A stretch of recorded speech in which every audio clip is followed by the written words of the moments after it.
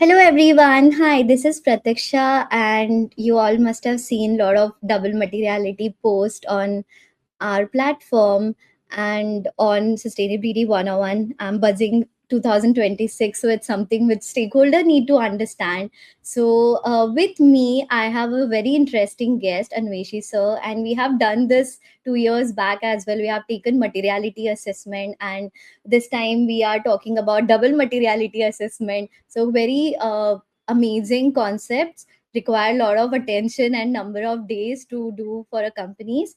So I would like to welcome Anveshi sir in on the stage so that you can discuss with him, and we are going to go with few questions which you have asked us in the chat box, so that we can answer those and you can participate on 24th, 25th, and 26th.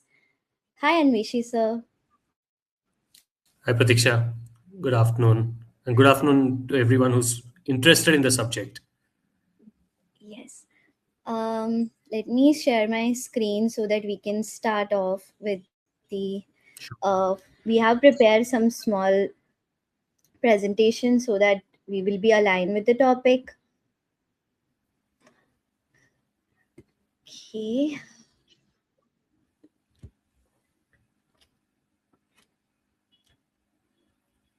Is it visible, sir? Yes, I can see your photo and my photo. Okay, so we got off in one meeting. I just asked Anveshi sir that okay, I am facing a lot of problem in double materiality assessment for my client. So he came and helped me out with the assessment, and I really liked his approach of how he's delving into stakeholder consultation, how he is trying to come up with financial impact materiality, and everything. So let's dive deeper and understand what he have covered for his own clients and everything. So yeah, a bit about Sustainability 101. As you know that we already conduct a lot of workshops and corporate trainings and meet and greets, and current workshop is double materiality assessment which is happening in this week, but coming up with more. If you have any uh, problems or skill gaps you have identified in the industry, you can come up and tell us. We will try to hold workshop with the experts like who have more experience in this field.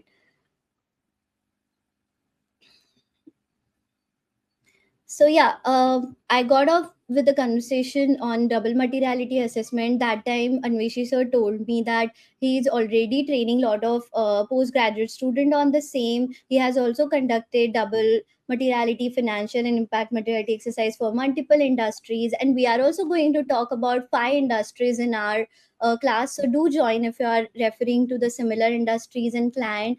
And he's also a part of technical committee member of the ESG exchange. He has also developed materiality assessment toolkit for African continent. So yeah, we are also gonna get a look of what he has prepared for us, and definitely those Excel sheets are gonna help you a lot. And these are the free toolkits which we are going to provide, because I have suffered a lot while working on a materiality assessment, and he and I am going to help you in this 3 day session which are coming up. So yeah, for the agenda for our DMA session, you can look for the website which Mrunal is going to paste in the comment section, so you can go and check our 3 days bigger agenda for the days. But today we are just gonna have Q&A with Anveshi sir. So yeah, a lot of questions you must be having about the same double materiality, and I know I'm gonna say this word multiple times in this live session. But yeah, I think a lot of stakeholder expectation mismatch happen, and I have seen a lot of constraint while doing it for a MNC company. So yeah, let's see how what kind of problem you guys face while doing double materiality. Please put it in the chat so that we can talk about it. As you have seen multiple times, the definition of materiality assessment, what is exactly it is. So let's hear from Anveshi sir what he thinks double materiality assessment means. So I think yeah. First things first. I'm assuming anybody who's looking into this subject of double materiality would have already looked at something called financial materiality, or at least heard of something called financial materiality. So what this is doing, double materiality is doing, is adding another very important layer on top of what is already prevalent as financial materiality. And that is the reason why it's becoming double. What is that important layer? It's about the impact materiality. So that's the first thing. So it's basically two layers of financial and impact materiality coming together. That is what becomes double materiality. So in essence, if you are attending a workshop, a boot camp that we are talking about on double materiality, you will have to, of course, be aware of financial materiality, or you will at least have to be interested in that subject to learn during the workshop. We will take you through financial materiality as well. I will also be spending time on impact materiality, which is also an important subject. And then we will see how these two have to really come together in a real world scenario to give you what is required for double materiality. That's the essence of it. Both, like in the on the slide that you see, it says inside out impact, outside in impact. Both of those impacts, both of those aspects have to be brought in, and that is when it becomes double materiality. Let's take that forward from there. Correct. So yeah, if you know or if you have done the assessment or you are that confused ESG consultant, I would like you to try this particular MCQ and answer in the chat. What does double materiality assessment primarily evaluate? As you have understood by the definition, so you must have understood the clue already. Uh, so yeah, put it in the chat box. We'll wait for you for a second. I did not know that I was giving the answer before you put the question. I already No, answered this. that is why we have put it, because okay, they have known now because of you have explained. Okay, moving forward, we have one more question. Which industries are required to comply with CSRD? As you all know, CSRD regulations are increasing, and my audience is already getting a lot of updates on CSRD as well. So please drop it down. What do you think about this question, and what are the compliance for CSRDs?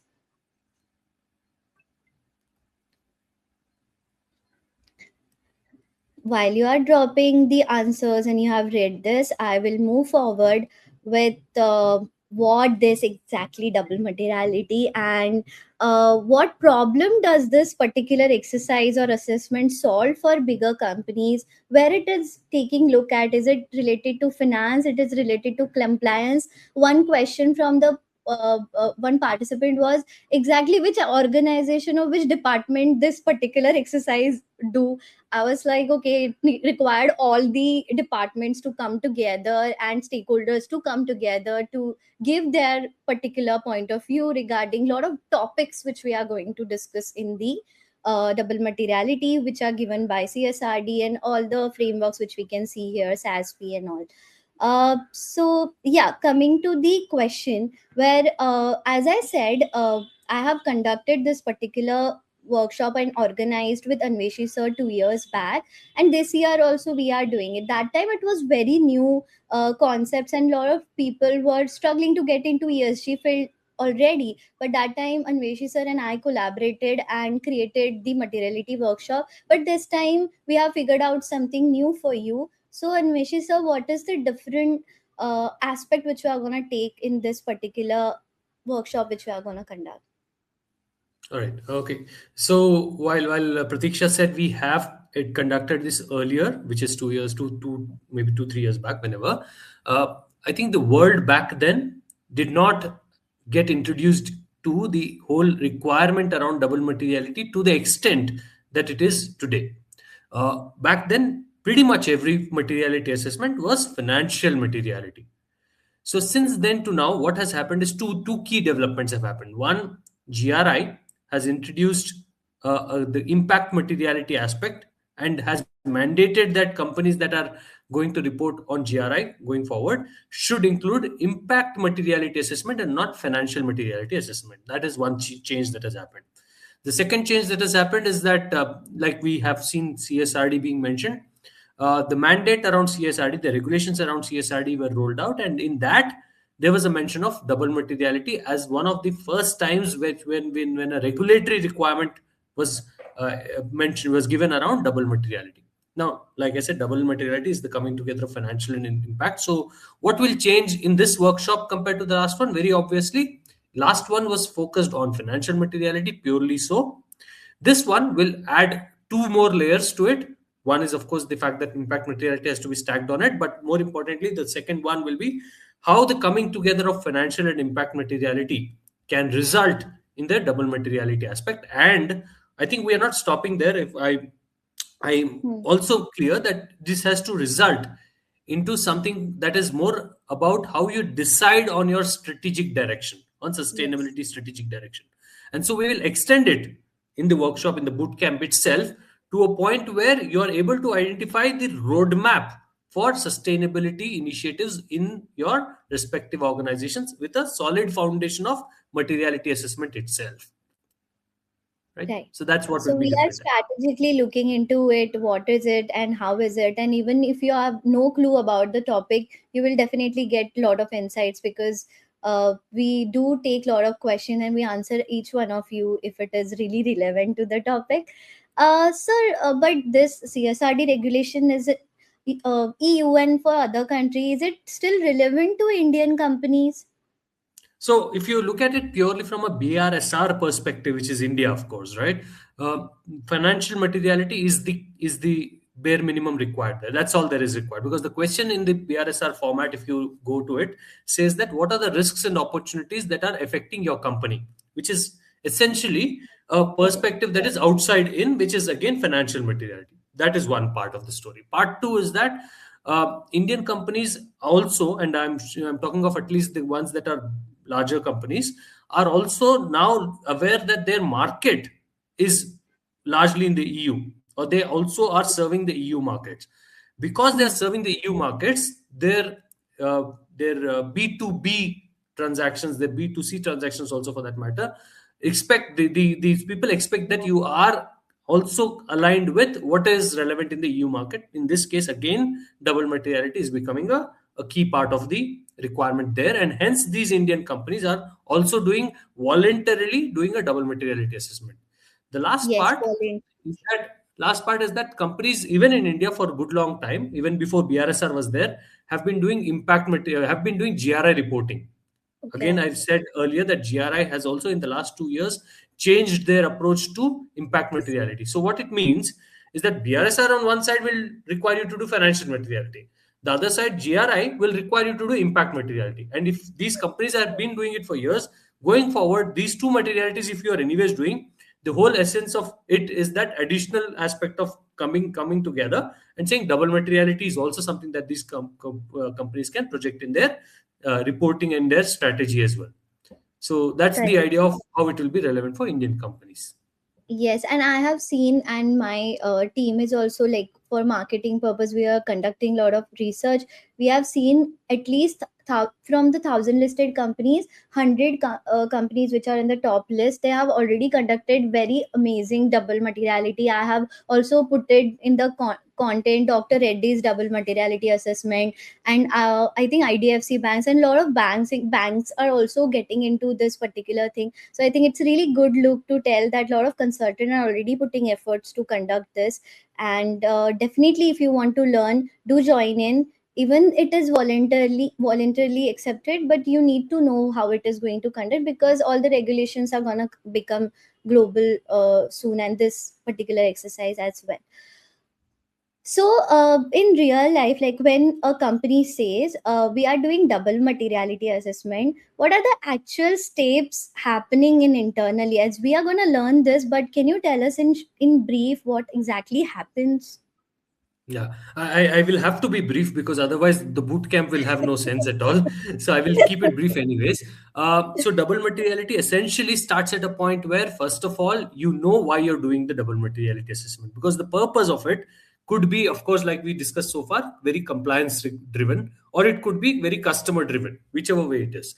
That's one. Second is that once you do that, you also have to identify what is the kind of stakeholder mix that you will bring into the whole assessment, because this exercise typically pans about 3 to 4 months in an organization, depending on the size of the organization, of course, but 3 to 4 months typically. So, and in that case, in that context, what are the kind of stakeholders you are able to accommodate, bring into the mix, and give a solid input from the stakeholders itself? That's one.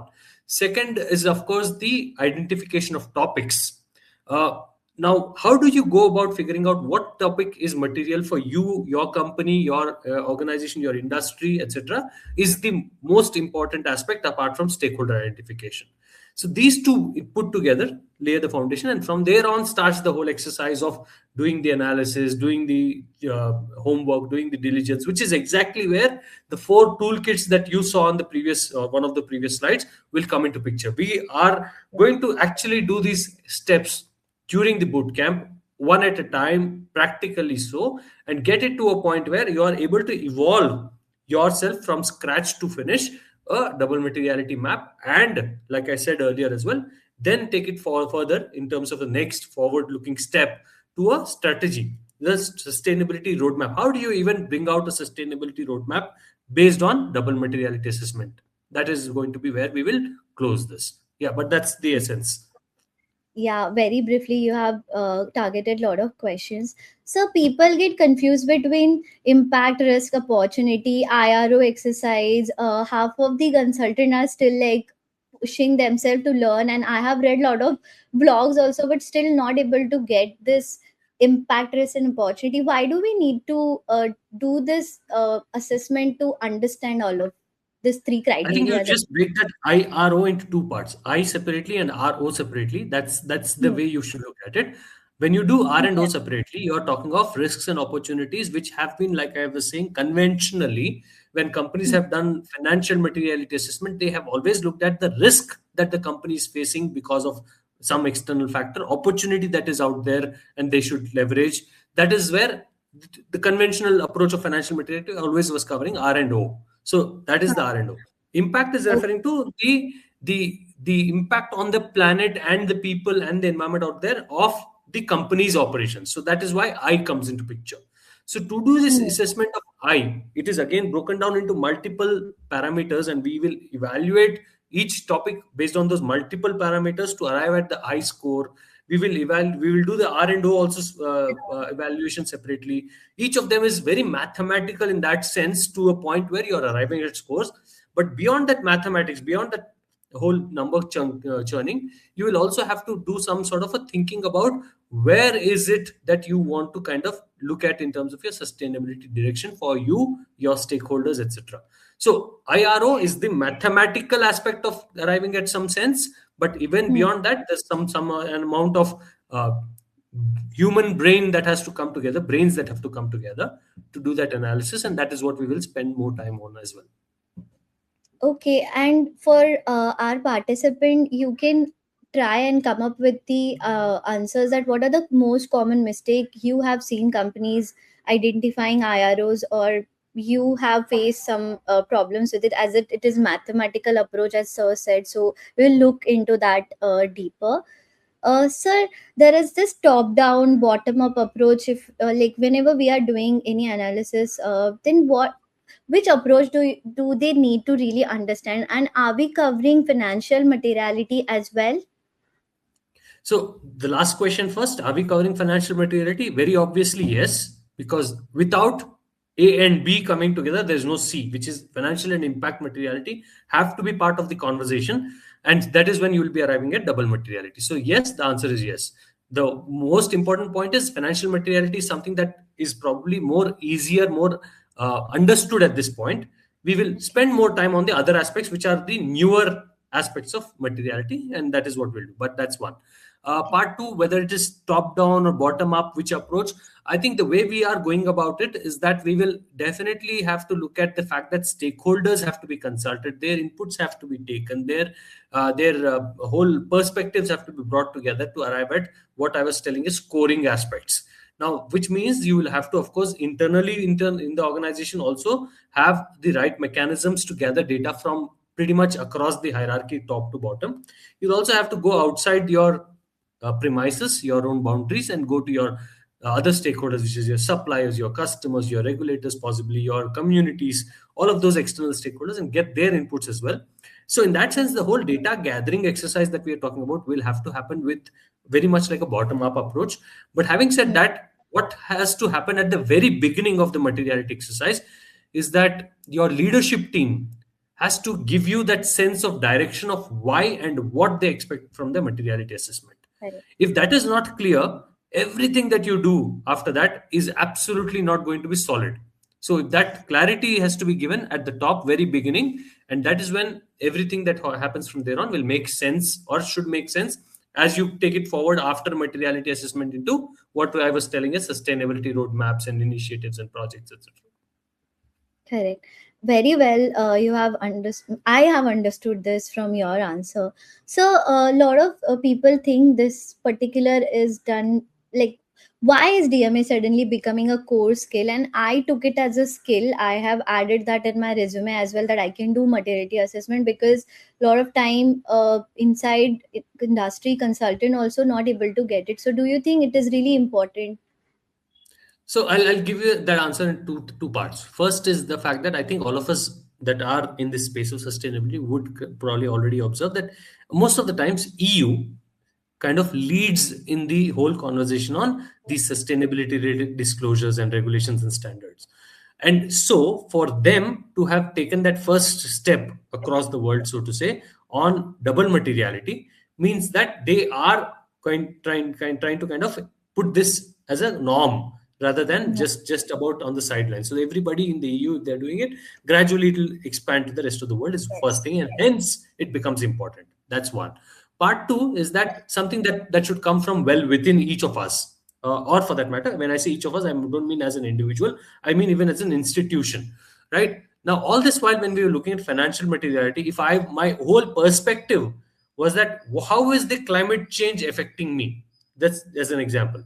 If we were always looking at how is it affecting me, it means that I'm trying to safeguard my business from anything that's happening outside, which is a good approach to it. We should still do it.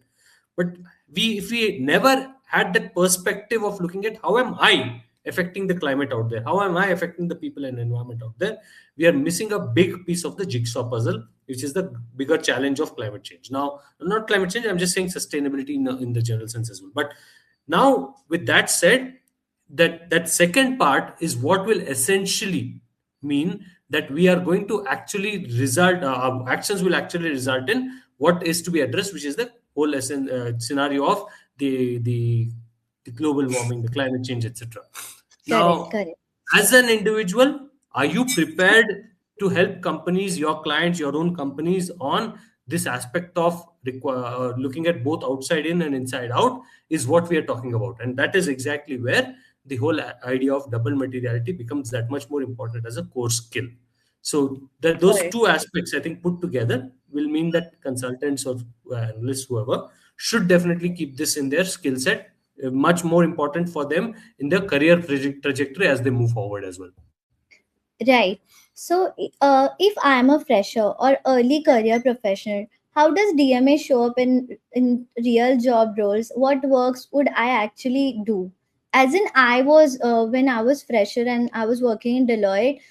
First thing I did is peer understanding, like what are all the peers. So, if I'm working in a banking sector, HDFC is my client, so I looked after all the IDFC Bank, FI International, and FI Indian banks, and then found out what their materiality topic is, and I lay down. So half of the work was done by senior consultant, so I just did this much. So is this a fresher's role in the DMA So, understanding? so if you look at DMA as this large animal, let's say, and then you approach it, you may feel like it is a little too overwhelming for me as a fresher. That's to begin with. Yeah. But having said that, look at the chunks that make up the DMA, double materiality. So the first chunk is something that is called stakeholder engagement. Now, in any role in any company, you will have to, of course, interact with one, two, or maybe multiple stakeholders. Sometimes you are interacting with your own colleagues, who's a stakeholder. Correct. You sometimes you're interacting with your customer, stakeholder. Sometimes you're interacting with some supplier, maybe a stakeholder. Sometimes you're interacting with, or you're trying to get a sense, make sense of the regulatory requirements out there, another stakeholder. Sometimes you're in a CSR kind of an opportunity role where you're doing an engagement with the community, a stakeholder. My point again is that stakeholder engagement, in essence, is what will be a key part of double materiality. So that's one part. The part two is this whole conversation on risk analysis, risk management.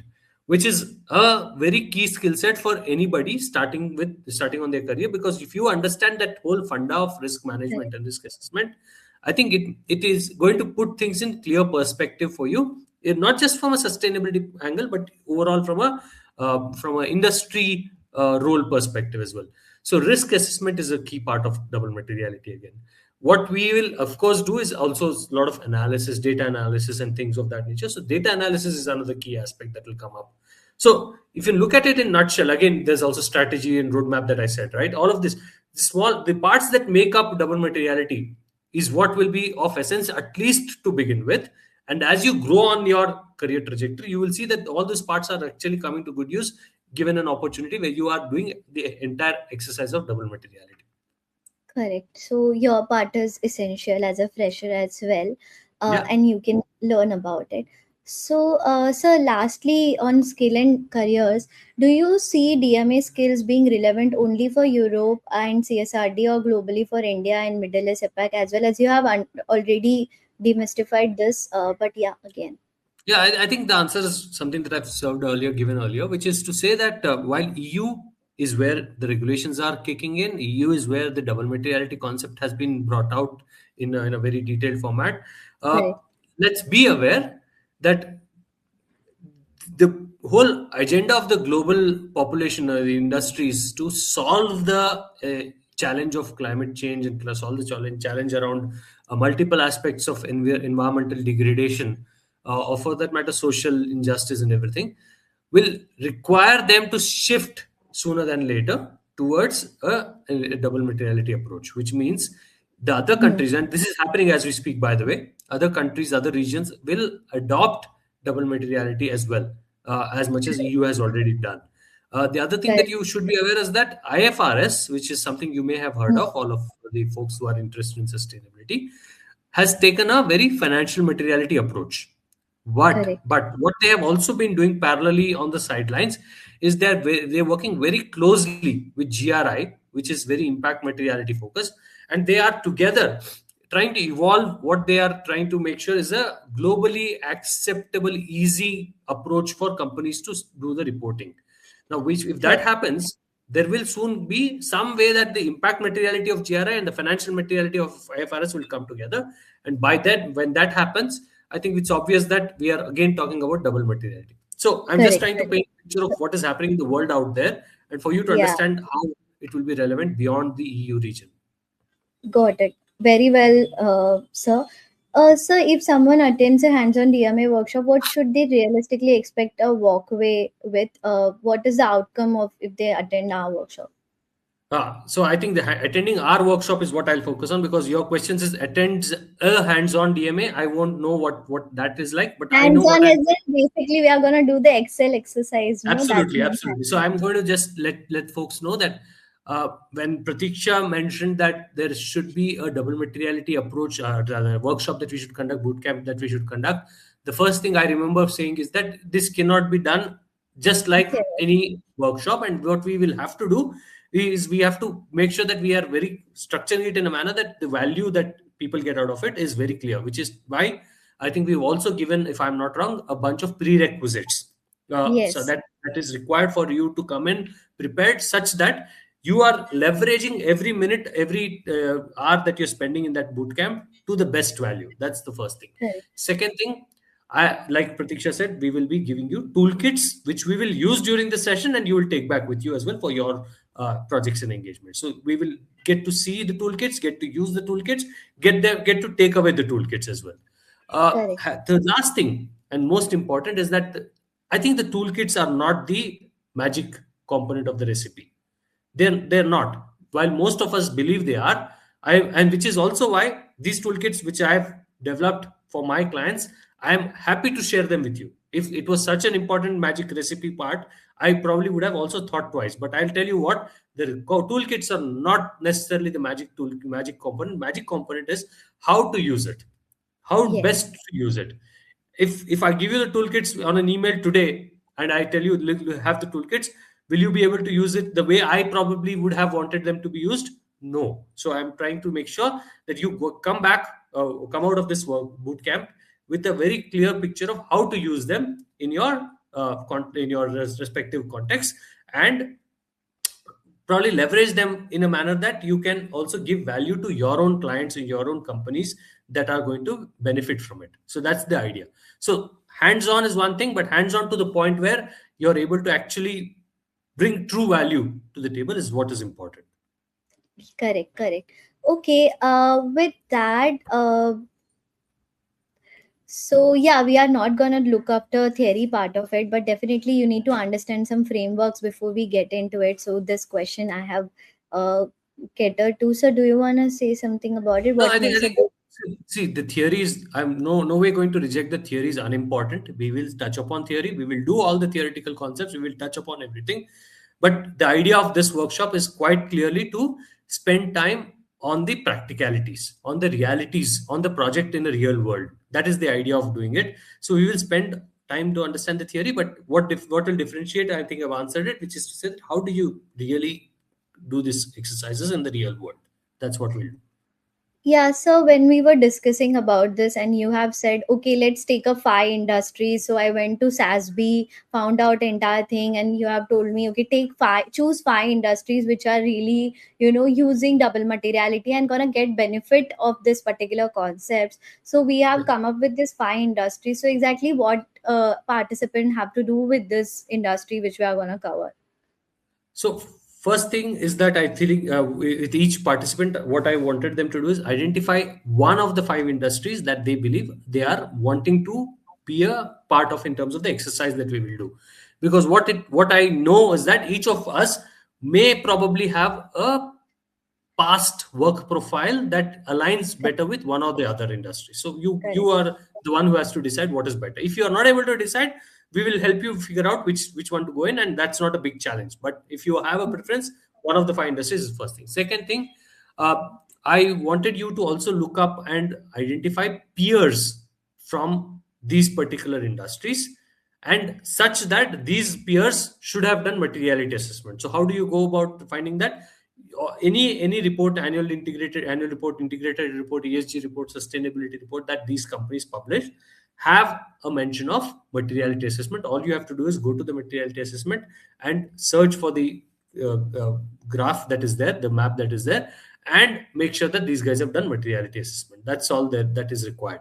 Yeah. Once you have identified a few peer companies, 3 to 4 peer companies, I think then we have enough of that homework done from your side to come into the room, come into the boot camp, and we will then make sure that all of it comes together in the 3 days that we will do in terms of how will you evolve a particular materiality map for that company that you are having in mind, considering what the peers have done in the same industry. So that's the essence of why we want you to do the pre work before the boot camp.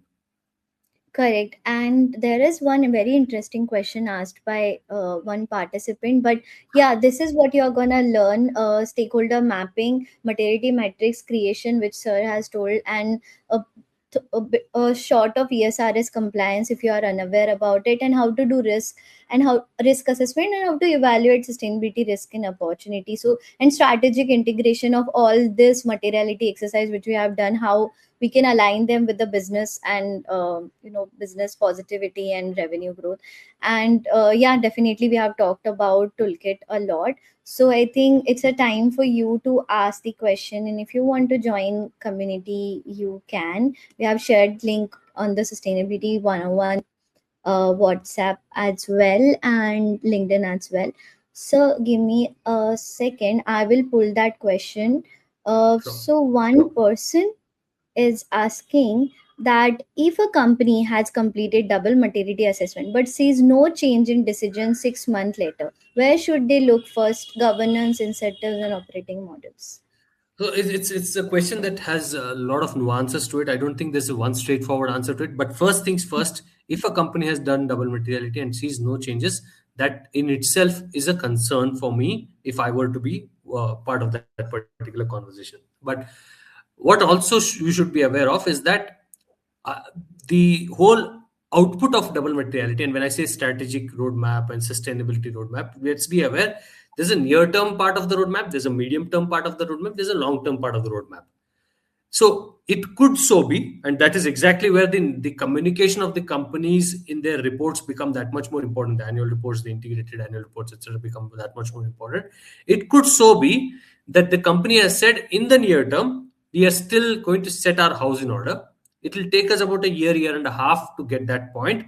From there on, we are planning to do different projects on these lines. If that sort of a communication has been brought out, I would still be comfortable if the company at 6 months point down the line has not really brought major changes, which is okay. But if they have not even come to that stage where they have looked into their materiality assessment exercise, the output of it, and then brought into that conversation with the board of directors, with the leadership team, with the sustainability team, with the different departments, then I have a challenge. So if that is the scenario Correct. where they've not looked into it, I will start with the whole responsibility at the top of the hierarchy.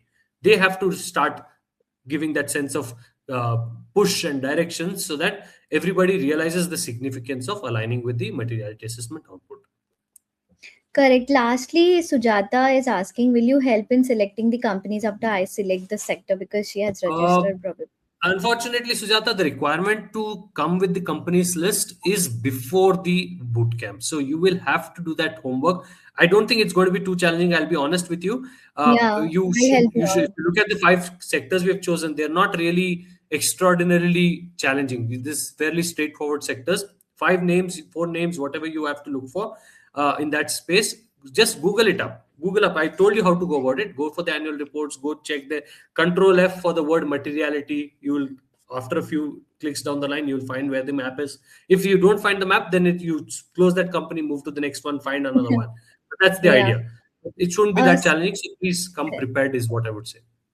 Okay, last question for today is, so how many times company have to do double materiality assessment, which I forgot to add in the question, but I remember just now. No, I think it's important. So just taking the example of CSRD, right? Just taking that example, if you are reporting annually, if your report is annually, and in that report you are expected to do a reporting based on double materiality, the answer is very obvious. You have to do every cycle, every year, right? Yeah, Otherwise, how will you even report based on the materiality assessment? Now, correct. it could so happen that companies don't do a full blown materiality assessment exercise every year. I have seen Okay. companies do what is called a materiality refresh every alternate year and then do a Oh, full blown exercise the next year. So that is something that I've observed.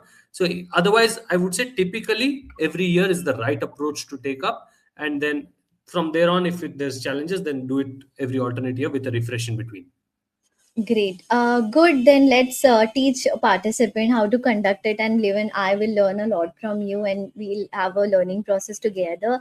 And thank you so much, Anveshi sir, for joining us. And I hope to see you all participant. I think we have got really good questions and answers as well, and people have answered our MCQs for a bit. So yeah, thank you so much, Anveshi sir, and see you in the workshop. Bye. Yep. See you in a couple of days. Thank you. Thank you. Bye.